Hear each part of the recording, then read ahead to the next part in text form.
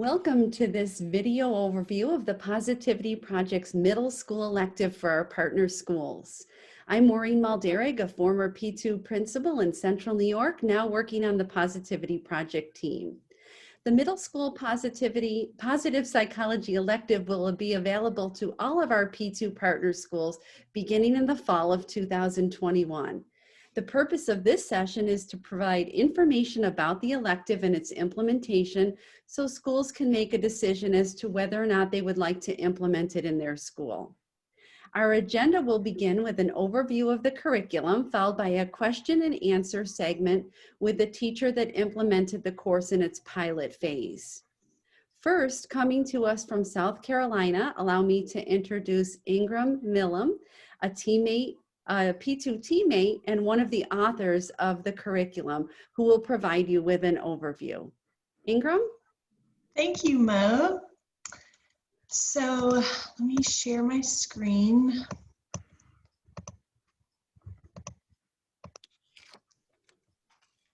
Mo, could you allow me to share my screen? Oh, yes, I'm sorry about that. Oops. Give me 1 second.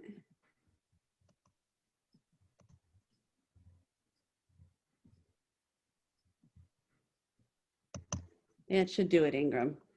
Thank you. So this is just an overview of the middle school elective course curriculum. Teresa Barber, a P2 principal in California, contacted us last summer and said that she wanted a space for dinner table conversations to take place during the school day for her students. So we created a discussion-based elective that provides the time and space for students to deep dive into the 24 character strengths and other people mindset. Just like P2's goal, the goal of the elective course is for students to build positive relationships and become their best selves. This course gives them the tools to identify their strengths, practice the character strengths, and enhance their well-being. It also provides the space for students to work together to help foster positive spaces within their own school and community. The elective course consists of 7 units that build upon each other. It starts with Unit 1, and it answers the question, how do we treat others in order to build positive relationships? It moves on to the foundations of positive psychology. We then do a deep dive into the character strengths. We then look at values. What are values? How are they expressed among diverse groups of people? And what are my personal values? Then Unit 5 looks at how we measure and enhance our own well-being. Unit 6 answers the question, how can we help make our community a more positive place? And finally, we end with, what does my best life look like and how do I get there? Teachers are provided the complete curriculum, which includes 7 units.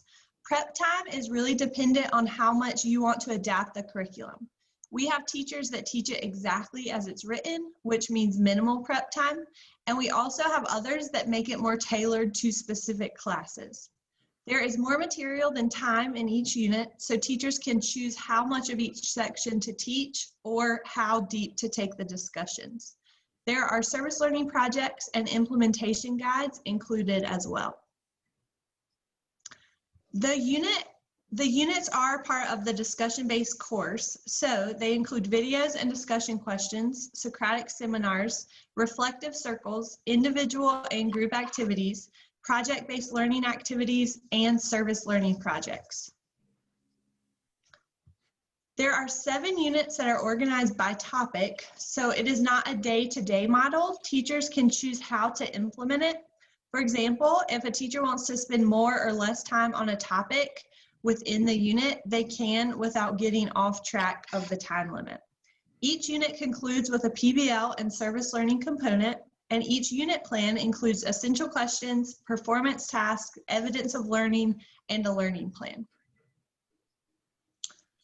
This was created to work in tandem with the P2 daily slide decks, since the elective deepens the understanding of the character strengths that are taught through the slide decks. It would be best to implement this with students who have a P2 background and who already understand the character strengths. The units do not define the character strengths, instead they build on prior knowledge. Next year, P2 will offer the year-long course, which is 35 weeks, as well as the semester course. The year-long course includes the service learning component in each unit, whereas the semester course includes one culminating service learning project. The semester course includes the same 7 units as the year-long course. They're just shortened for time. And I want to show you an example of the unit. This is our first unit on how to build positive relationships. So as you can see, it has your essential question, what students should be skilled at the end, your performance task, and then the learning plan is really the meat of the unit. So this is where teachers can look, everything is linked. So videos, articles, websites, discussion questions, activities are all linked under the topics within the unit. Like I said, it's not a day-to-day model. So let's say that your students really understand stereotypes and confirmation bias. You could do less of these activities and discussions and spend more time on the next unit, which is positive relationships despite differences. So it really gives you the freedom to apply this as it fits in your classroom. You can see the red flags for any language. P2 prides itself on choosing resources that can be shown in any classroom. However, some of the longer videos that we use in the electives say some mild language. So we always give you a warning with the red, and then we always give you a flag if extra technology is needed for an activity. So that is the overview. Mo, I will hand it back to you. Great. Thank you so much, Ingram. I wish I was a student and I could take this class. It looks really interesting and so well organized. So thank you to you and Stephanie for having it so well organized for teachers. And I'm sure that Joan appreciated that. So at this time, I'd like to introduce to you a teacher who piloted the middle school elective for us. Joan Hoxter comes to us from the Imagine-Chancellor Middle School in Florida. And we're going to discover now more by hearing from this teacher who implemented the course with her students and has firsthand knowledge. So Joan, let's get started. Okay.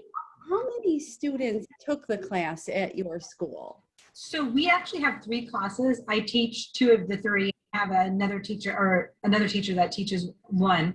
So my 2 classes, I have 21 and 25 students. And I believe she has somewhere about the same. Miss Jackie has about the same. Great. Now this is designed for middle school. What grades did you and Jackie teach, do you teach the course with? So there are 6th, 7th, and 8th graders mixed in the classes. I have one class that's predominantly 6th grade, and then my other one is 7th, 8th mixed, which is good. It's good for it to be divided up that way because of conversation. Nice. Great to have a mix of kids from different grade levels. How did you select the students for the course? Actually, they were selected by our administrative team, so I really had nothing to do with it.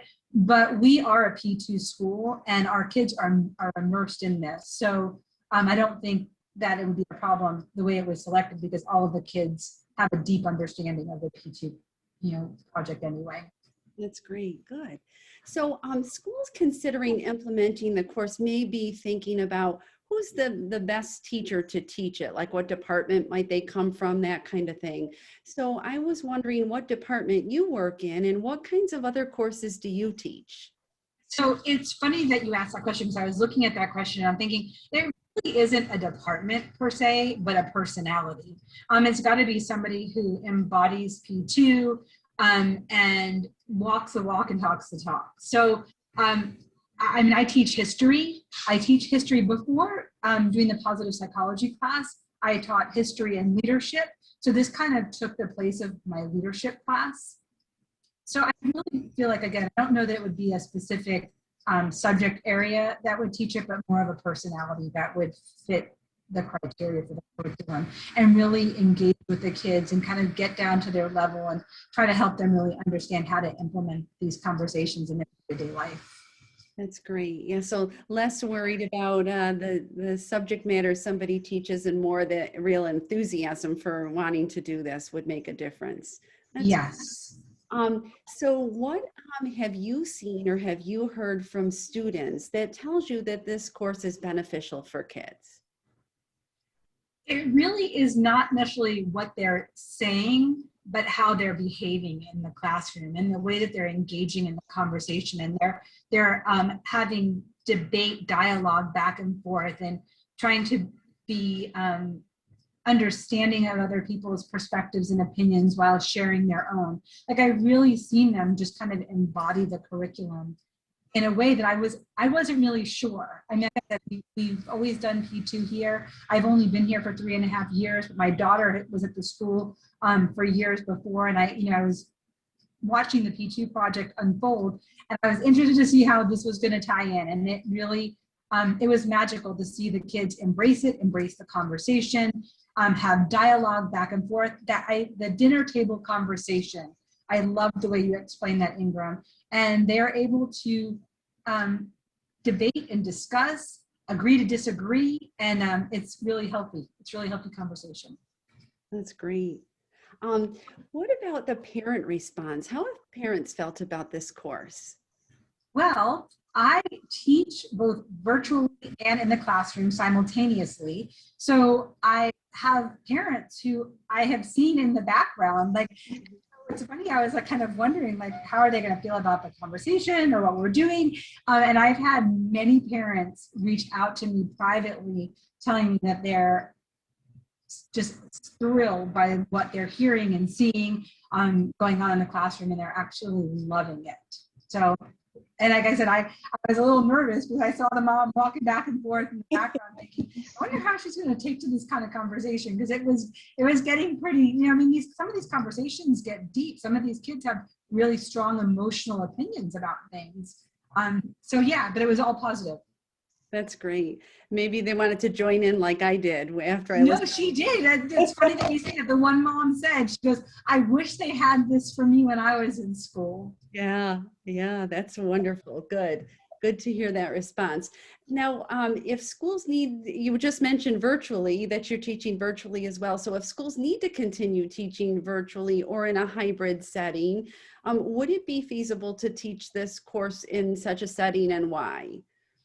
Well, yeah, I mean, I'm doing it. So yes, it works beautifully. I mean, what I'm doing is I'm taking some of the content that they've put, and I'm just putting it into my slides that I can put into Google Classroom, which makes it easier for me to present. The thing that they have to make sure is that the links that they have open access to them at their school. I mean, that would really be they would have to make sure that those links were available through their IT department. But it's worked beautifully, and some of the things, the assignments, I've just had to adapt because it didn't really work as well online as it would in the classroom. And because I'm doing it simultaneously, I have to do it works for everybody at the same time. So, but they've made it, foolproof. I didn't really have to think too much. I just kind of pick and choose which ones I want to do, which videos I want to watch, which articles I want them to read, what questions I want to ask, and I just move through the curriculum. That's great. And we saw Ingram showed us too, all those links that are right there. So Yes, I think we pride ourselves at P2 on everything being digital and easy to access. So that's good to hear how well that worked for you. yes. How have you assessed students on the course outcomes? So I was worried about that myself when we first started this, and especially being virtual and in classroom at the same time. We do a lot of reflection. I do a lot of reflection circles. So they're actually, handwriting or typing. I give them the opportunity to either handwrite and send me a picture, or to do it on a Google slide or a Google Doc, where they're, giving me feedback for whatever the lesson is. That's great. Good.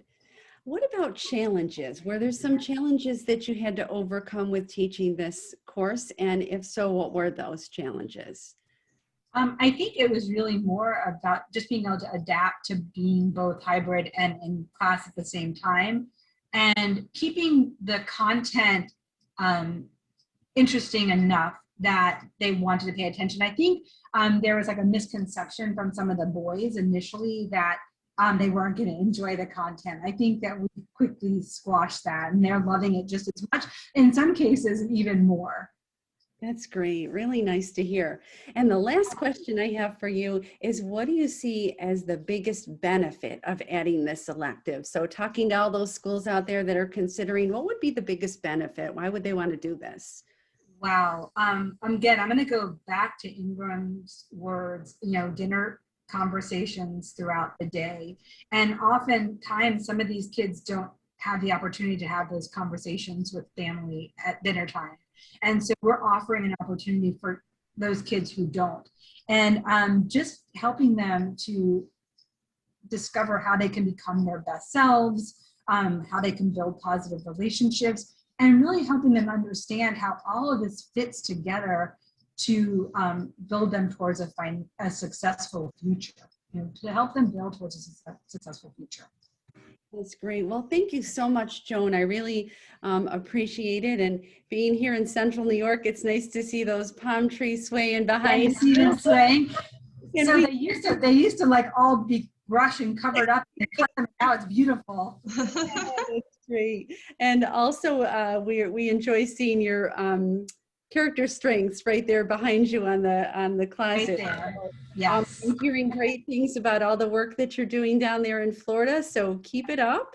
And I'd just like to conclude by thanking you very much for not only for piloting this, but also providing insights to other schools in today's session. And likewise, Ingram, I'd like to thank you for all the work on the curriculum development for the Positive Psychology Middle School elective, and also again for your clear and concise presentation today that would help our schools.